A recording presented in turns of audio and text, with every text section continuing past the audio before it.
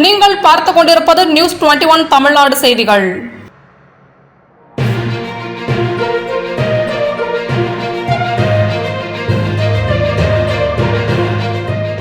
ராசிபுரம் ராமகிரிப்பேட்டை ஸ்ரீ மகா கணபதி ஸ்ரீ மகா மாரியம்மன் ஆலய கும்பாபிஷேகத்தை முன்னிட்டு நடைபெற்ற தீர்த்தக்குட நிகழ்ச்சி.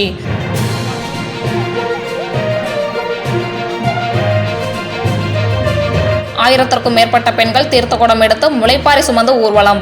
கேரள சண்டை மேளம் முழங்க கேரள கதகளி, ஒயிலாட்டம், பொம்மலாட்டம், குதிரை நடனம், மங்கள வாத்தியங்களுடன் குதிரை வாகனத்தில் எழுந்தருளிய வீதி உலா.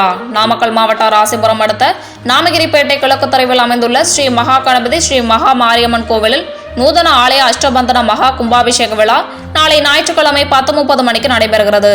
கும்பாபிஷேக விழாவை முன்னிட்டு இன்று சுவாமி சிலை கலசங்கள் வாகனத்தில் வீதி உலா கொண்டு வரப்பட்டது. நிகழ்ச்சியில் ஆயிரத்திற்கும் மேற்பட்ட பெண்கள் தீர்த்தக்குடம் எடுத்து முளைப்பாரி சுமந்து முக்கிய சாலை வழியாக ஊர்வலமாக வந்தனர். நாமகிரிப்பேட்டை பழைய யூனியன் அலுவலகத்திலிருந்து ஆத்தூர் சாலை வழியாக நாமகிரிப்பேட்டை கிழக்கு தெருவில் அமைந்துள்ள கோவிலுக்கு சண்டை மேளம் முழங்க மாரியம்மன் குதிரை பூட்டிய வண்டியில் ஊர்வலமாக கொண்டு வரப்பட்டது.